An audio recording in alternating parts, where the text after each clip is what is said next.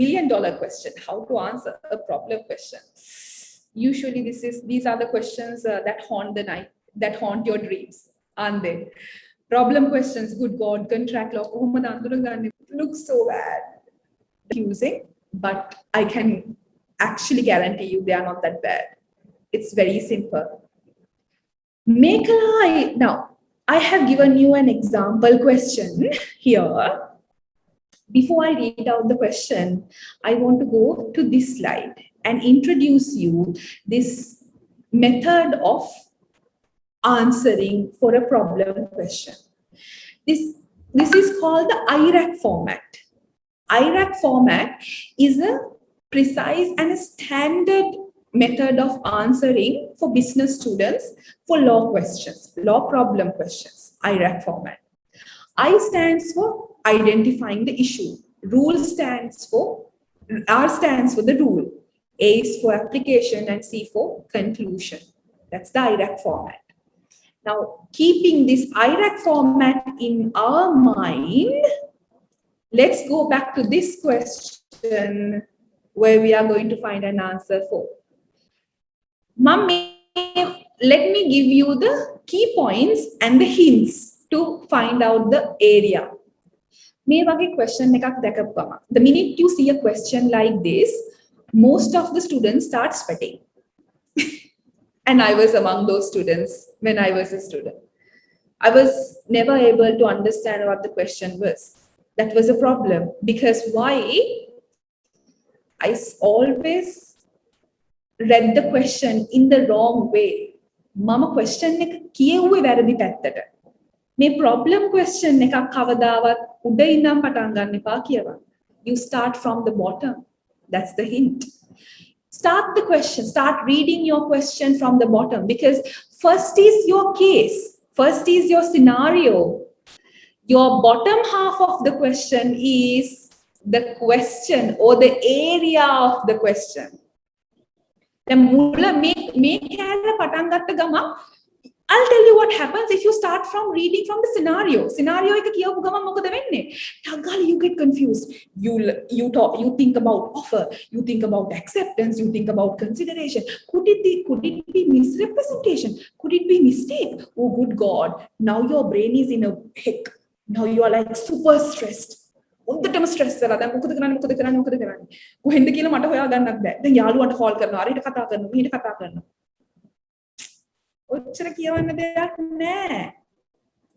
Stop hacking your brain for this. Start reading your question from the bottom, because the question in the bottom has given you the area already. This is the answer for the question. Most students had. How to identify the area? The area is already given.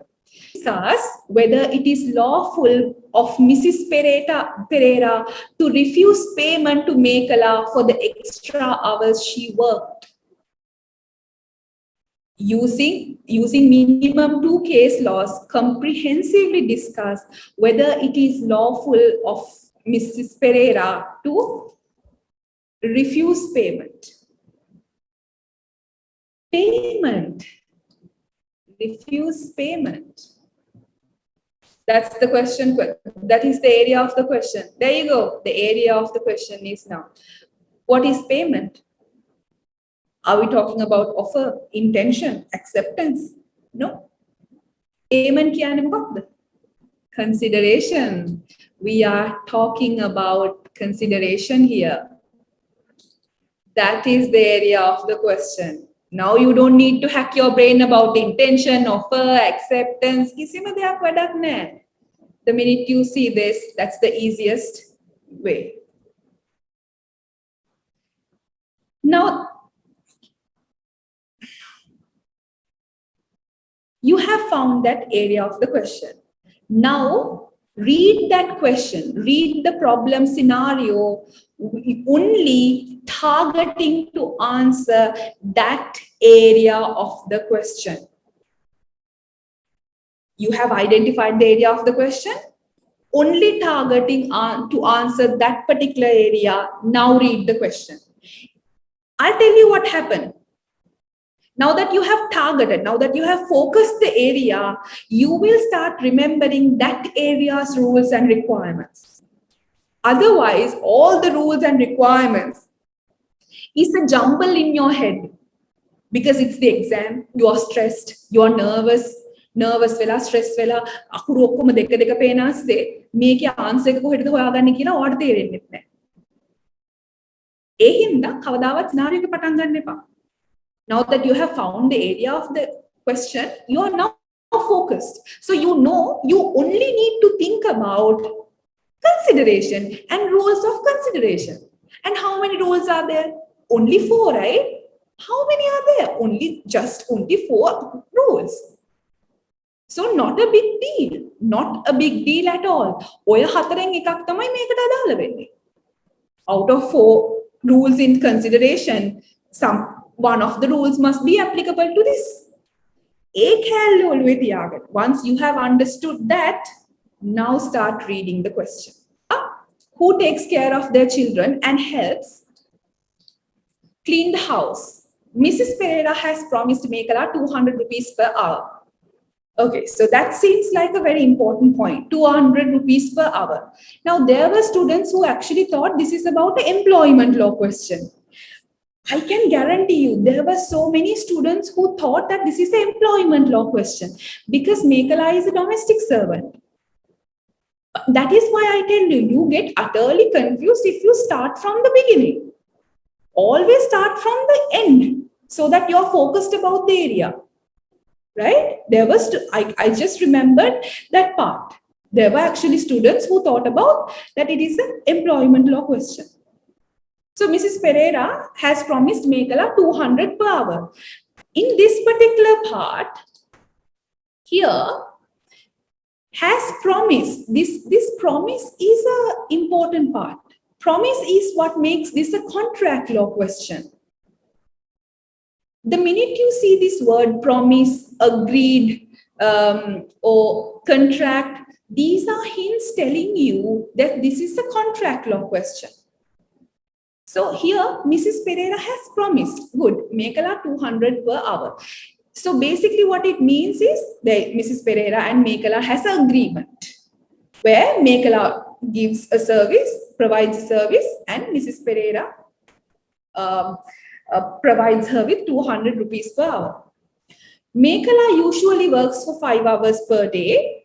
On 20th Friday, so that means 5 hours per day means in a week, Mekhala is given 1,000 rupees. On 20th Friday, Mrs. Pereira requests Mekhala to work for 1 hour extra as she has to go to office early on that day. 1 hour extra, okay, that's good.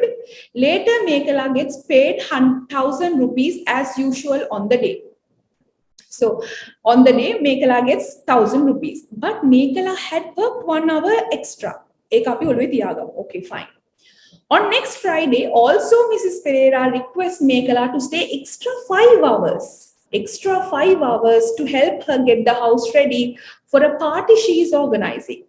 Mekhala stays extra 5 hours and helps with the party.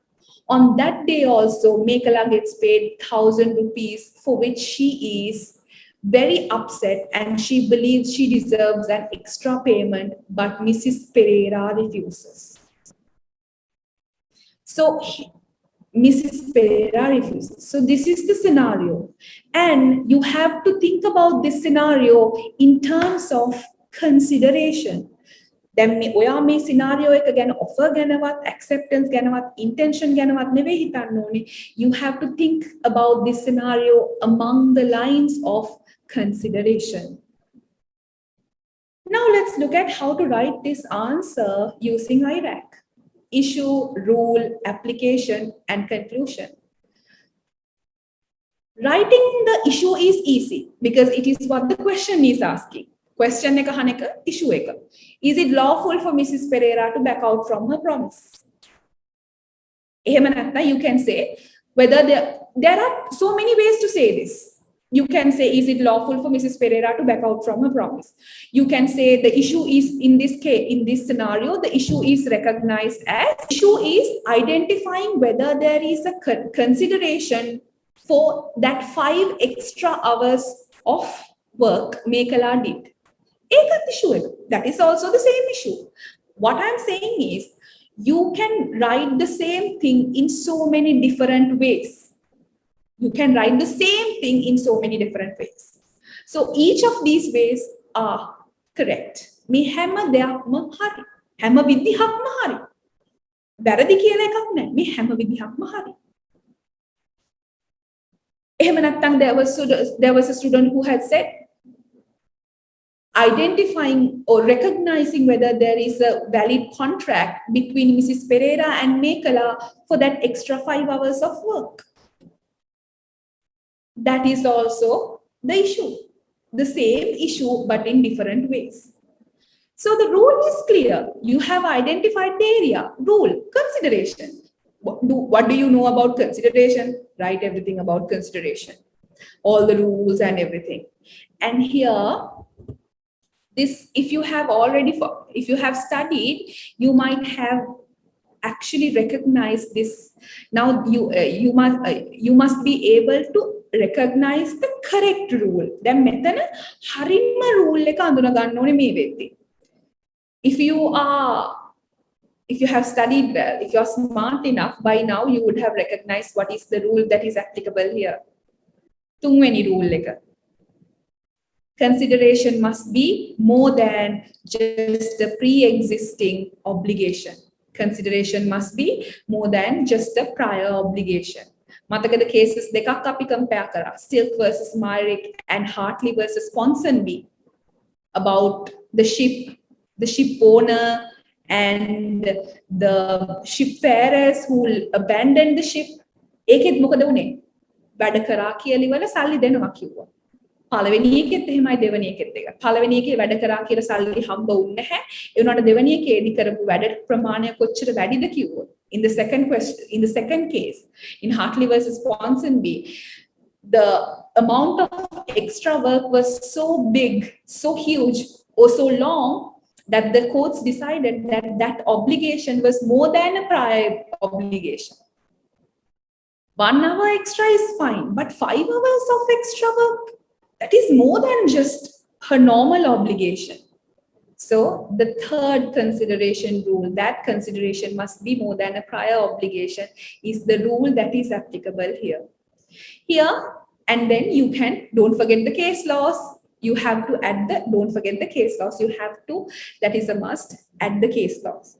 Now, here most of the students ask me how to write the case laws, as in, do I have to write the case law, all the facts, all the theory, everything, or just the name is enough? Name is never enough. Nama විතරක් ලියලා වැඩක් නැහැ. නම ලියලා මම ඔය නමට මොකද කරන්නේ? Then if instead of Stilk versus Myrick, if somebody has written Dias versus Pereira, how do I know? What if there is a case law of Dias versus Pereira? What does Dias versus Pereira say? So the name is not enough. But having said that, I am not telling you to write the material facts. Material facts කියන්නේ case එකේ මොකක්ද උනේ? ඒක වැඩක් නැහැ. අරයට බැන්න මෙයාට බැන්න, there was an offer and then they fought over it. ඒක වැඩක් නැහැ. Don't worry about those. Then what do you have to write? In Hartley versus Ponsonby, the judgment was that there was consideration because it was more than a prior existing obligation. Theory of the case, that is what you have to use. Namai theory එකයි, namai judgment එකයි. That's all. Case එකේ මොකද උනේ, කවුරු කාටද බැන්නේ, කවුරු කාටද එක්කද ගහගත්තේ, not very important. All right, so that is what you have to write. And then the third important part, this is what most of the students actually forget. මොකක්ද අමතක වෙන්නේ වැඩිපුරම? Application එක, because you have written this, make a issue එක ලියලා application නැහැ, conclusion එකකුත් නැහැ. Application එකේදී තමයි you take the facts. Don't be afraid to use the facts in the scenario. Scenario එකේ තිබිච්ච facts use කරන්න බය වෙන්න එපා. Scenario එකේ මේකලා ගැන කතා කරනවා. Use the name. මේකලා has a problem like this. Mrs. Pereira says this. 200 per hour. ඒවා යොදා ගන්න. Use them, write them again and again. That is fine. So here you can say, in the first instance, Mekhala has only worked 1 hour, just like in Stilk versus Myrick. But in the second instance, Mekhala has worked 5 hours, which is more than just 1 hour, which is similar to Hartley versus Ponsonby. So considering that fact, when Mrs. Pereira promised 5 hours, promised and asked to work for 5 hours more for Mekhala, Mekhala deserves that extra payment. On application, Mekhala Mrs. Pereira ගැන කතා කරන්න. Conclusion එක තමයි, again as I said, conclusion need not be long. Conclusion need not be long at all. Just one sentence. So what is the issue? Issue එකේ අනිත් පැත්ත තමයි conclusion එක. The issue is it lawful for Mrs. Pereira to back out from her promise? Conclusion is it is not lawful. So according to the above facts, we can establish that it is unlawful for Mrs. Pereira to back out from her promise. Do you see how we constructed the answer? උත්තරයක් ඔහේ ලිව්වේ නැහැ. අපි ලස්සනට answer එකක් build up කරා.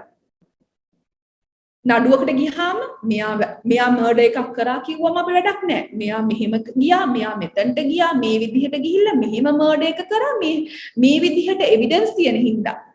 Evidence තියෙන හින්දා තමයි අපි කියන්නේ මෙයා මර්ඩරර් කෙනෙක් කියලා. ලස්සනට flow එකේ in a methodical manner you came to the conclusion that this one is the murderer, or rather that it is unlawful for Mrs. Pereira to back out from her promise. That is all. Use the issue as your conclusion. Issue එක අනිත් පැත්තට හරවලා conclusion එක විදිහට ලියන්න.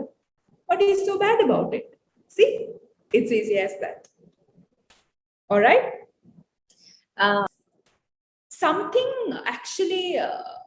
Something wrong or something of a wrong technique usually students do. මේ වගේ question එකක් හම්බ වෙච්ච ගමන්, the minute students get a question like this, do you know what most of the students write? Do you know what most of the students write? පළවෙනි sentence එක තමයි. The first sentence they would write is, it is unlawful for Mrs. Pereira to back out from her promise. That was the first sentence. That is always the first sentence. If that is the first sentence, why are you writing the answer? ඒක ඉතින් answer එක ලියලා ඉවරයි. That should be your last sentence, because that should be your conclusion. එතනට එන්න තමයි කියන්නේ මේ විදිහට ඇවිල්ලා ඒක prove කරන්න කියලා කියන්නේ. ඒක මුලින්ම ගිහිල්ලා ලියන්න එපා. Don't write it at front. ඒක දැකපු ගමන් මගේ තොලුවේ රන්. අයියෝ. එහෙමත් answer එකද? හරිනේ. That means you are losing marks for the structure, the flow of the answer. From your answer, I'll tell you how these 15 marks are allocated. Your introduction body, your flow and your structure has 2 marks allocated. There will always be 2 marks allocated, separated to having a structure and a flow to your answer. Marks they can come now. If you start from saying it is unlawful for Mrs. Pereira to refuse payment, don't do that. All right. And then 2 marks is allocated for that. And then for issue, for writing your issue correctly, it could be saying consideration, refuse. So whatever it is, you have to correctly have identified the issue. And then your rule එකේ consideration ගැන සියලුම දේවල් ලියලා case laws ටික ලියනවට එතනට ලකුණු 8ක් වෙන් වෙනවා. So 8යි 1යි 9යි අතන 2යි 9යි 10යි 9යි 10යි 11යි.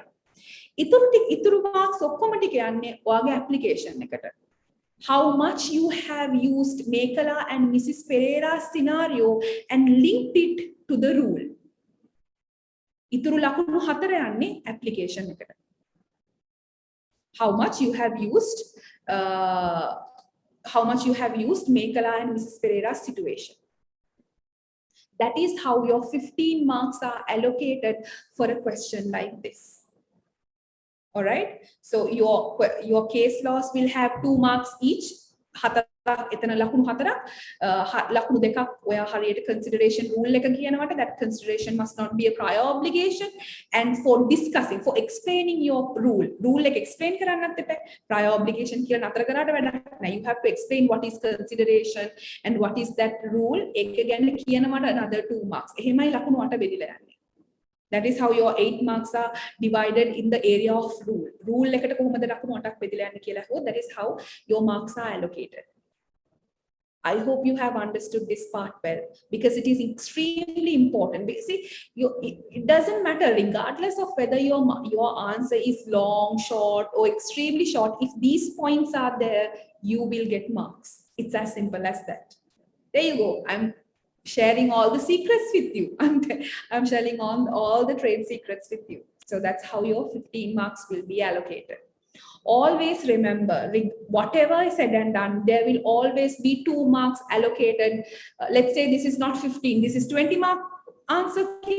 If this is a 20 mark answer, there will be 2 marks allocated definitely for the structure and the flow of the answer. All right. Sorry. Next. On that note, I hope it's, as I said, it's all in details. Being precise is what matters.